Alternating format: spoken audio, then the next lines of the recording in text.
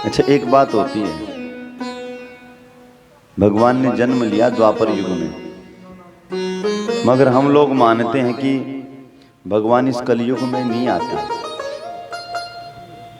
ये कई बार मन में चलती हैं कि भगवान इस कलयुग में नहीं आते। भगवान कलयुग में आते हैं, मगर कोई बुलाने वाला चाहिए। मैं आपको जगन्नाथपुरी की एक सच्ची घटना बताता हूं। सच्ची सत्य एक घटना है ये, जगन्नाथपुरी की एक सत्य घटना।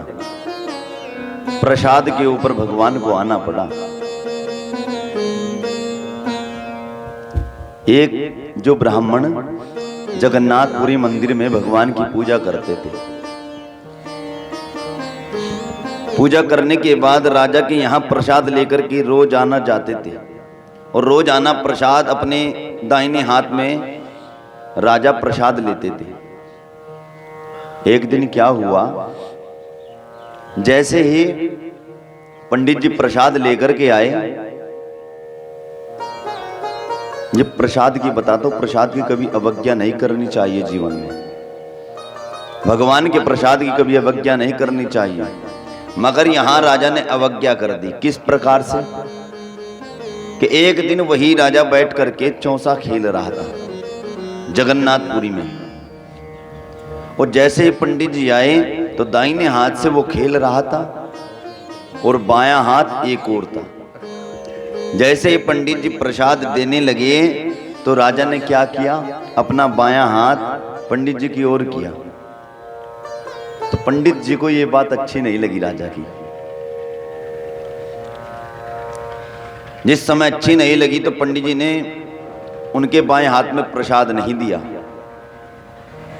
राजा ने कहा कि पंडित जी आप जाकर के प्रसाद महल में रख देना, हम जाकर के महल में ले लेंगे प्रसाद। मगर पंडित जी को इतनी बुरी बात उनकी लगी, पंडित जी ने वह प्रसाद वहां पर भी नहीं रखा उनके महल में, और प्रसाद को लेकर के वापस मंदिर में चले गए। तो पंडित जी के बात एक मन में आई कि आज के बाद हम राजा के यहाँ प्रसाद लेकर के नहीं जाएंगे।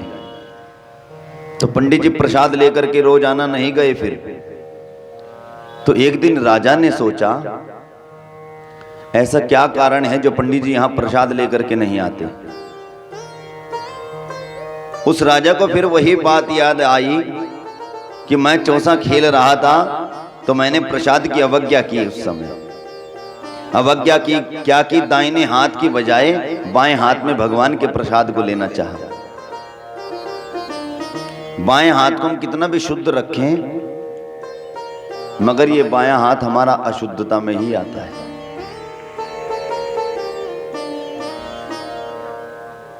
हमेशा दाहिने हाथ से ही प्रसाद लेना चाहिए।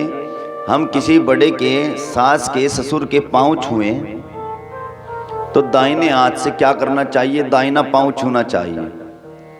अभिवादनशीलस्य नित्यं वृद्ध पशोभिता,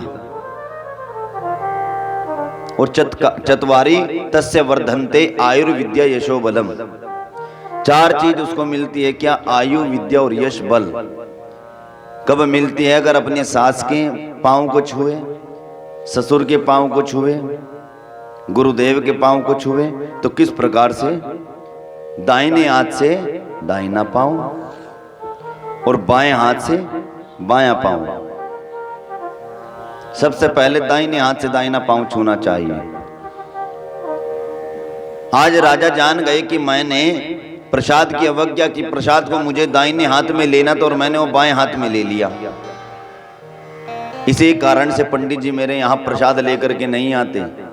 क्यों? क्योंकि वह बात पंडित जी को भी अच्छी नहीं लगी। उस समय उस राजा के मन में एक बात आई कि जिस हाथ के कारण ऐसा हुआ है कि आज पंडित जी हमारे इस महल के अंदर प्रसाद लेकर के नहीं आते, तो क्यों न इस हाथ को कटवा दिया जाए। ये ब्राह्मण ने, ये राजा ने सोची।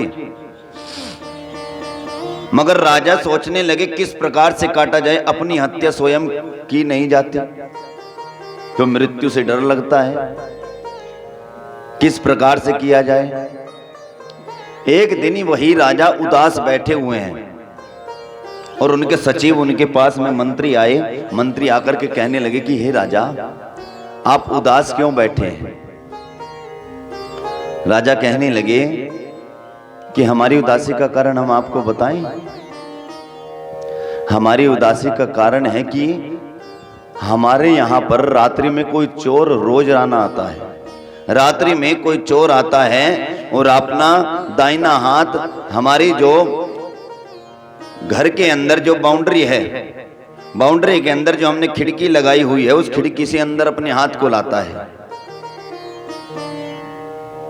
और हम घबरा जाते हैं।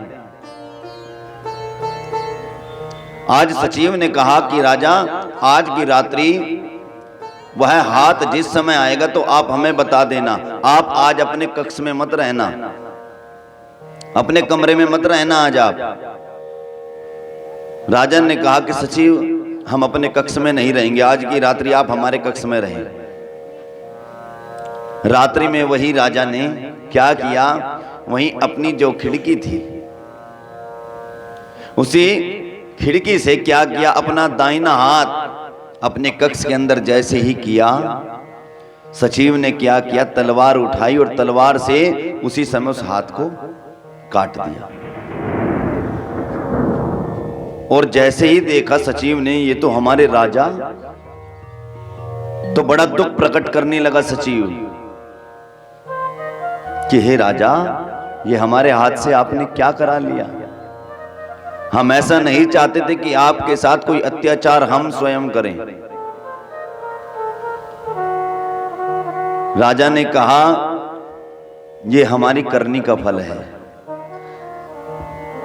मनुष्य जीवन में जो करता है उसका फल उसको अवश्य मिलता है। कर्मण्येवाधिकारस्ते मा फलेषु कदाचन।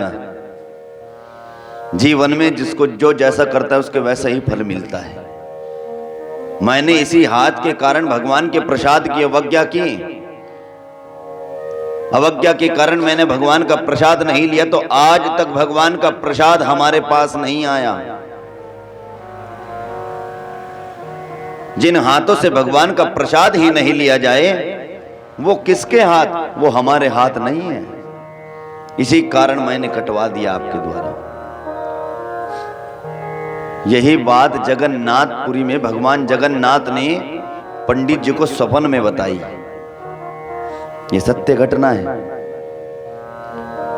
कि पंडित जी आप रोज आना, पंडित जी आप जाकर के राजा के यहां लेकर के प्रसाद जाया करें। और एक बात सुनना, जो हाथ उनका कटा हुआ है उस कटे हुए हाथ को यहां पर लेकर के आना, और हमारा जो सुहावना वन है उस वन में उस हाथ को डाल देना। आज पंडित जी जैसे प्रसाद लेकर के गए राजा के पास में, राजा ने दाहिने हाथ में प्रसाद लेना तो चाह, मगर दाहिना हाथ नहीं है, किस प्रकार से ले। और जैसे ही उस राजा ने जगन्नाथ भगवान का ध्यान लगाया तो उसके हाथ पहले जैसे थे वैसे ही हो गए और दोनों हाथों से प्रसाद लिया। मगर जो हाथ कटा हुआ हाथ था, भगवान ने कहा था कि हे पंडित जी, जो बाजू कटी हुई है, जो हाथ कटा हुआ है, उस हाथ को लेकर के आना। वही हाथ ला करके भगवान के वन में डाल दिया जगन्नाथपुरी में। और उसका परिणाम क्या हुआ, जहां पर जिस भूमि पर वह हाथ डला था उसी भूमि से एक पुष्प का, सुंदर पुष्पों का बिरवा निकला, एक पौधा निकला पुष्पों का, जो पुष्प आज जगन्नाथपुरी में जाकर के जगन्नाथ भगवान जी को चढ़ते हैं, सुगंधित पुष्प। तो भगवान आते हैं। इस कलिकाल कलयुग की घटना मैंने आपको बताई है। ये कोई द्वापर की नहीं, त्रेता की नहीं, इस कलिकाल कलयुग की ही है। तो बोले वृंदावन बिहारी लाल की जय। आज ब्रज में बड़ा आनंद उत्सव हो रहा है। जैसे ही कुछ सखियां आई, सखियां कहने लगी, हे यशोदा जी अब तो बधाई बनती है, क्यों आपको लाला भयो तो बधाई बनती है। तो सखियां बधाइयां गाने लगी उसी समय। क्या कि हमने सुना है नगर में कि आपको लाला भया है, और उनकी सुन करके हम आपके पास आए हैं।